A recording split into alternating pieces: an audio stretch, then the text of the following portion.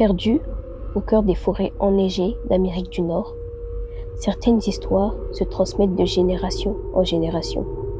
Des histoires de chasseurs, de silhouettes émaciées entre les arbres, des histoires de Wendigo.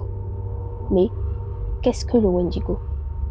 Un monstre de légende, une métaphore de la folie humaine ou une véritable présence qui rôde dans les bois, attendant que quelqu'un se perde?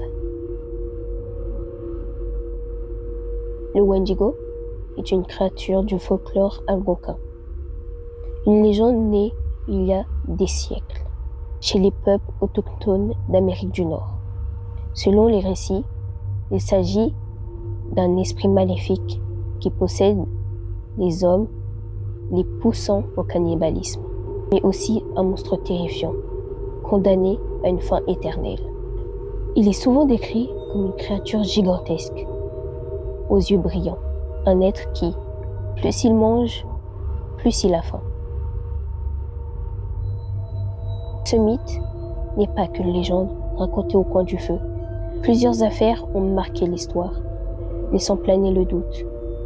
Et si le Wendigo est bien réel? L'un des cas les plus troublants remonte à 1879, au Canada. Swift Runner, un trappeur bien connu, rentrait chez lui, après un hiver passé dans la forêt. Mais quelque chose en lui a changé. Quand les autorités pénètrent dans sa cabane, elles découvrent l'impensable, les os de sa famille. Rongés, brisés. Swift Runner avoue sans émotion. Le Wendigo me l'a ordonné. Les Premières Nations parlent aussi de la psychose du Wendigo, une folie qui pousse des gens parfaitement sains à croire qu'ils sont devenus des Wendigos et à tuer. Plusieurs cas ont été documentés. Des hommes affirmant entendre des voix leur ordonnant de goûter à la chair humaine. Alors, s'agit-il d'un simple trouble psychologique ou une présence invisible qui murmure aux âmes perdues?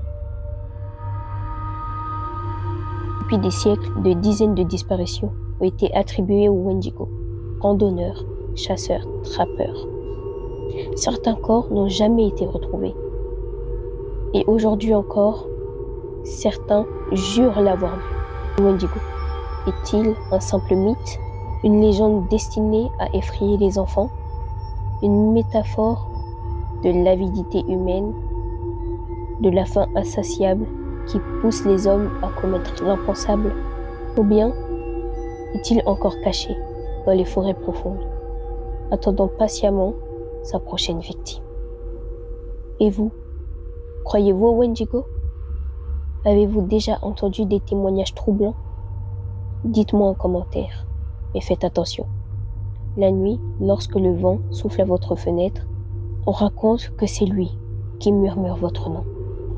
Si vous avez aimé cette vidéo, n'hésitez pas à liker, à vous abonner et à activer la cloche de notification pour ne rater aucune des prochaines histoires effrayantes. À très bientôt, si le Wendigo ne vous trouve pas avant.